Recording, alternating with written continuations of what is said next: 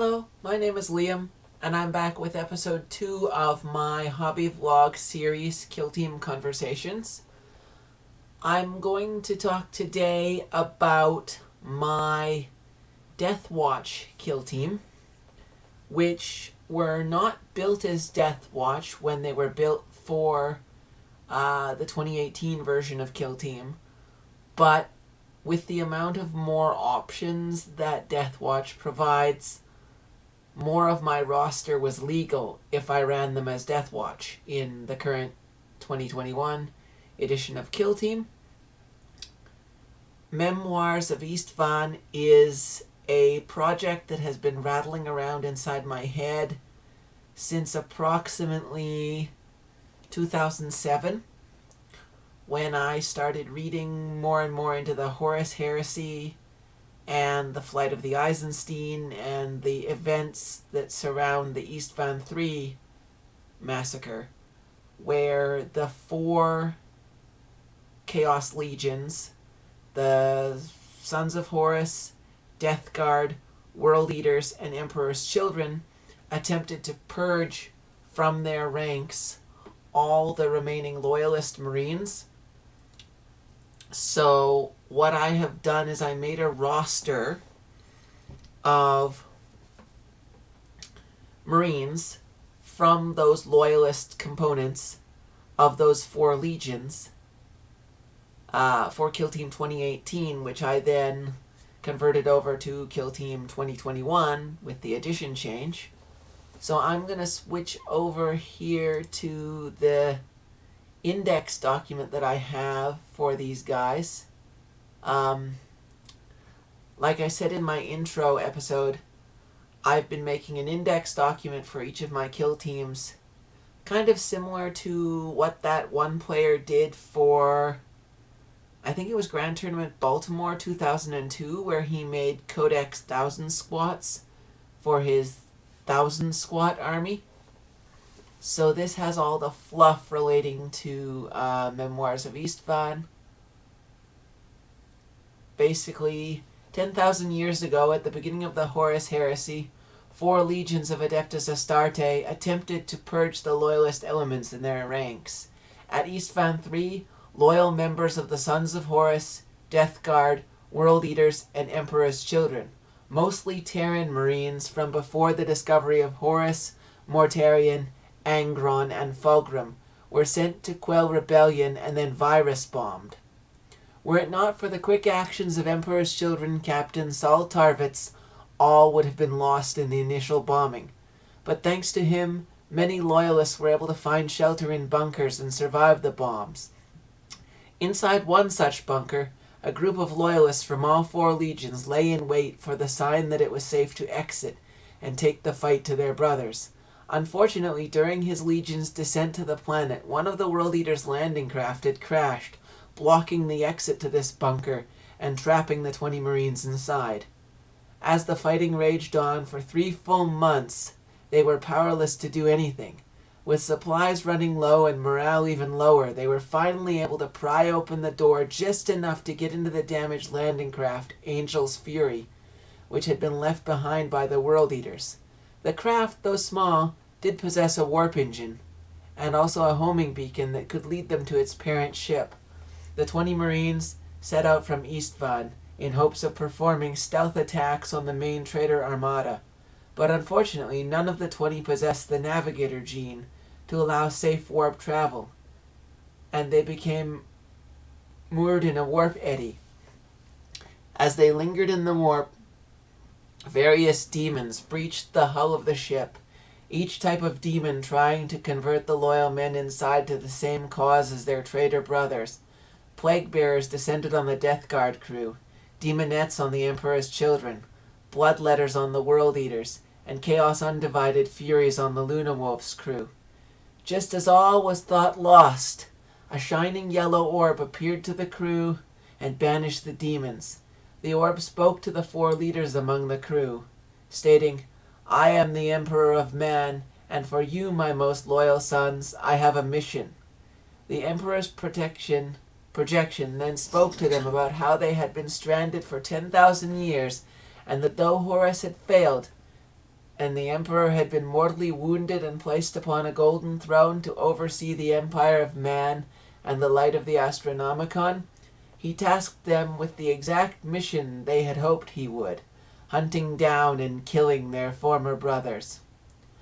Memoirs of Isstvan was the new name the Marines selected for the landing craft that bore them, and also the name selected for their group. Since appearing in the 41st millennium, they have been known to show up to a world besieged by Chaos Marines, destroy the heretics, and leave as quickly as they came. Only a few times have they been spotted long enough to warrant further investigation, and in all cases Imperial forces have believed them to be agents of chaos. Beset on all sides by enemies, and with no one to trust but each other, they make their way across the galaxy in search of those who sought to kill them so many years ago. So that's the basic fluff I have behind my team. And then we have the list, similar to what is in the compendium. It tells you that you can have Memoirs of Isstvan kill team consists of one fire team selected as below. See Deathwatch Veteran Fire Team, page 9, Kill Team Compendium. And it has one Watch Sergeant selected from the below options. And then it has 4 Isstvan Veterans selected from the following options. Everybody can only be selected once. You get warriors, you get fighters, gunners, heavy gunners. And so here's my matched roster. We have the veteran Watch Sergeant Farzan Darvish with Logan's fingers and a bolt pistol.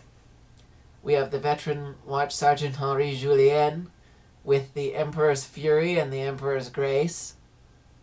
We have 3 fighters, Franz Schultz with Frederick's Claw and bolt pistol, Sergei Volkov with steel and solar flare, Patrick O'Sullivan with Makita and bolt pistol.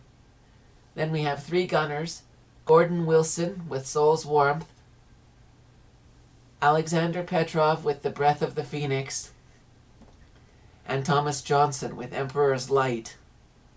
Omid Gull is a heavy gunner with Luna's Kiss, and Salar Jani is a heavy gunner with Trader's Bane. Then we have the rest of the roster is filled with warriors. Kenji Yamada with Churchill's Edge and an Archaeotech pistol, which is my counts as version for the Deathwatch bolter, since I didn't have a guy with a power weapon and a bolter. I'm counts asing a bolt pistol. I don't think in my casual circles anybody is going to complain that this guy has a pistol and I've named it appropriately and I'm counting it as a Deathwatch bolt gun. Then we have the rest of them are warriors with Stalker Pattern bolt gun. David Brown, Edward Baxter, Ferdinand Torres, Haydar Najafzadeh, Lars Eriksson, Louis Auguste, William Peters. And then the 2 missing in action warriors or models are the guys who are not legal in Kill Team 2021 that were legal in the last edition. Vincenzo Cataneo, who is armed with Husk, Varna, and a jump pack. He's got 2 chainswords and a jump pack. He's not legal now. And Jan Kavari, who has a Stalker Pattern bolt gun and Emperor's Might, which is his storm shield. And then down here we have the data cards in the index file, but I'll flip over and show you the data cards in bigger here with this. These are my using my data card templates. I made these. They have background on all the characters. Alexander Petrov, my gunner, with Breath of the Phoenix, which is his Meltagun. David Brown, just a regular Death Guard warrior. Edward Baxter, Death Guard warrior. Farzan Darvish with Logan's Fingers and Bolt Pistol. That's a Lightning Claw and a Bolt Pistol. Ferdinand Torres with his Bolt Gun. Franz Schultz. This is the only duplicate loadout among the entire team, is Franz and Farzan, who both have a Lightning Claw and a Bolt Pistol. Now, like I said in the previous video, I'm not a competitive person, so I don't care that I haven't taken some of the more competitive Deathwatch options here. It doesn't bother me at all. But yeah, these are the only two guys that are duplicate loadout. He's got Frederick's Claw and a Bolt Pistol. Obviously, you can see there are a lot of references among my stuff. And I actually went over the article on Lexicanum with regard to which areas of Terra the various recruits for the various legions prior to the discovery of their Primarch would be from when selecting names, such that I selected culturally appropriate names for those areas of Terra that these guys would have come from. Gordon Wilson has Soul's Warmth, obviously Plasma Gun. Henri Julien with his Storm Shield and his Emperor's Fury, which is the Xenophase Blade. Haydar Najafzadeh with his Stalker Pattern Bolt Gun. Kenji Yamada with Churchill's Edge and the Archaeotech Pistol. Lars Eriksson. This guy, you'll see the antenna on his back. He had an Auspex in the last edition of Kill Team, but now that's not a thing, so whatever. Louis with his Bolt Gun. Omid Gull with Luna's Kiss. Patrick O'Sullivan has Makita and a Bolt Pistol. As you can see, all of my different chainswords are named for different brands of chainsaw, because I figured that was a pretty neat thing to do. Salar Jani with his missile launcher. All of these Marines are the Mark III Space Marine kit. This missile launcher, however, though, comes from the Mark IV box. I was able to trade for the Mark IV missile launcher, because the only heavy weapon the Mark III box comes with is the Heavy Bolter. It comes with Plasma, Melta, and Flamer, but it doesn't come with other heavies other than the Heavy Bolter. Sergei Volkov with a Plasma Pistol and his Chainsword Steel. And then we have Thomas with his Flamer, Thomas Johnson, William Peters. So that's all of that. And then I'll go over to my other screen here where I have the actual models on a turntable so that you can sort of see the different models. I've got magnets in all the bases, and they fit in a Cobalt Keep magnetized display tray.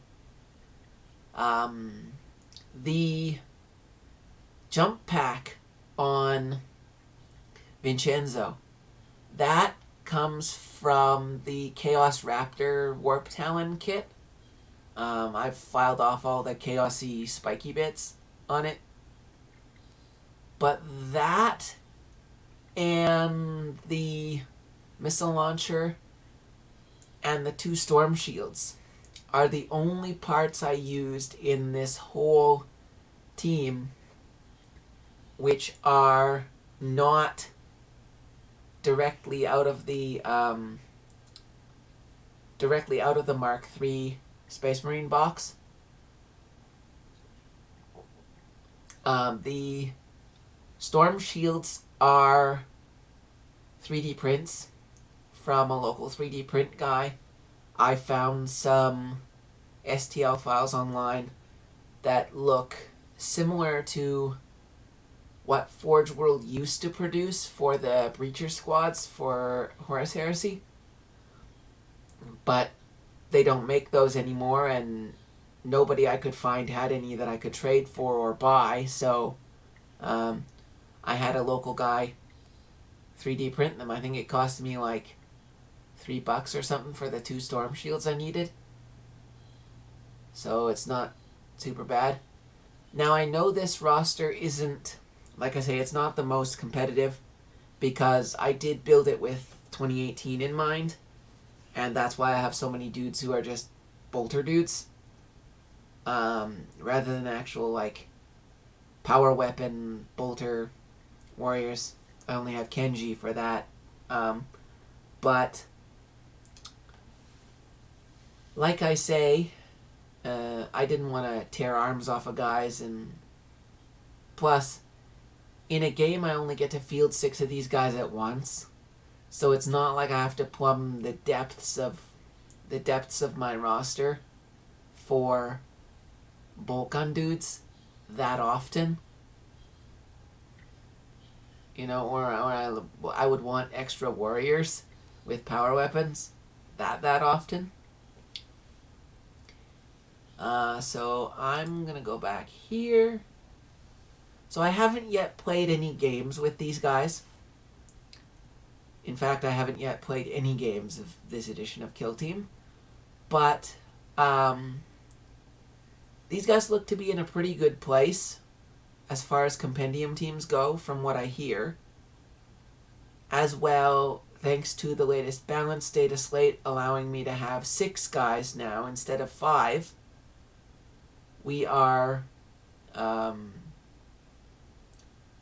really quite nice. Well off, I think. But yeah, like I say, there's a lot of references among my names for things, and a lot of background you can read. If you read the data card fluff, there's a lot of background on each character that isn't in the index document fluff. Feel free to pause the video and read those if you like. And if you want to make your own data cards, I've got the SVG files. You can edit, upload it in my Google Drive, and there's a video on how I did it in my channel. So you're more than welcome to make your own data cards for your own teams if you want. These should be sized to print on 6x4 index cards. And I actually found from Ultra Pro some binder pages that will hold 3 6x4 index cards, so that I can have a binder with my team in it, and then I can use dry erase marker to mark off the wounds as my guys get wounded, which should be good. I haven't printed them yet because I want to make sure I had everything perfect before I did so, because printer ink is expensive.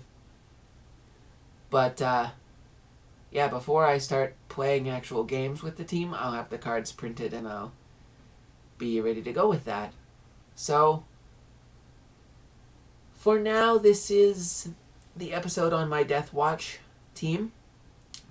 I will report back in a later episode on these guys once I play some games with them. I elected not to build them as anything that GW had put forward in their fluff.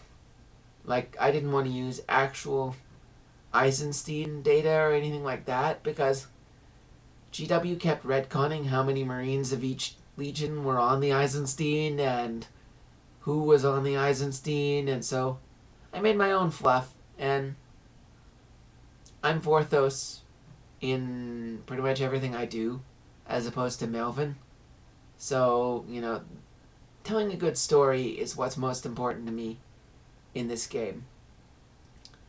So I hope you're all having a wonderful time being in the hobby, and a wonderful time playing the game, if you're playing the game, when you're playing the game.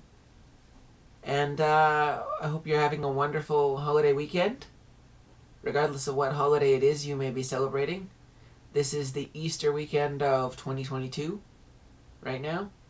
It's Saturday night. So, thank you for watching, and hope to see you on the battlefields of Kill Team sometime. Have a good night.